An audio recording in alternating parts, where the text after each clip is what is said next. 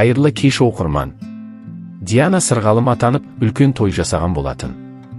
Көбінде осында сұрақтар пайда болды. Ол ең бірінші Сұлтан қайда? Екіншісі Қосылайық жобасының ұжымдастары қайда деген. Бірінші сұрақ шыны керек дұрыс естімедік. Диана бір айтқаны бар, ол бізді видеоға түсіріп жүр. Ал жауабы нақты айтылмады. Екінші сұраққа келсек, Қосылайық жобасының нақты 2 адамын көрдік.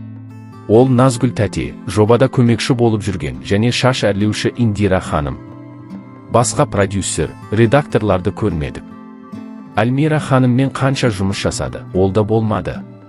Ешкім аса құттықтап желіге шыққанда жоқ, әншейінде бәріне жариялайтын. Мүмкін барлығы жеке құттықтаған шығар, бірақ желіге салмауды жөн көрген болар. Әлде арасында бір келіспеушілік болды ма, ол жағы белгісіз. Диананың тойына қатысты тағы бір қызық жайт, Сұлтан туралы ақпараттың бұлыңғыр болуы.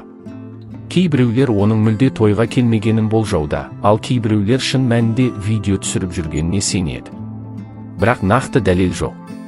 Қосылайық жобасының ұжымына келсек, Альмира ханымның да болмағаны көптің назарын аударды. Ол қанша жыл бойы Дианамен жұмыс істегенімен, бұл маңызды сәтте көрінбеуі таңқаларлық.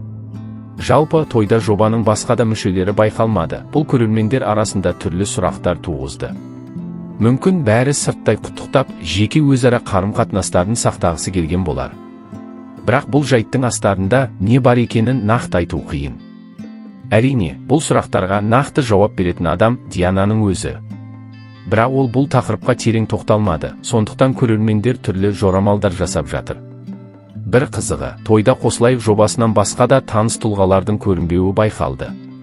Әдетте, мұндай үлкен қуанышта бұрыннан араласып жүрген адамдар жиналып, қуанышты бөлісетіне. Бірақ бұл жолы жағдай басқаша болды.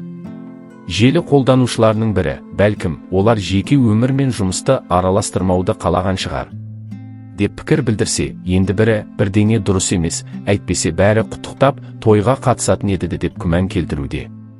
Қалай болғанда да, Диананың сырғалым атануы үлкен жаңалық. Ал қалған сұрақтарға уақыт өте келе жауап табылар.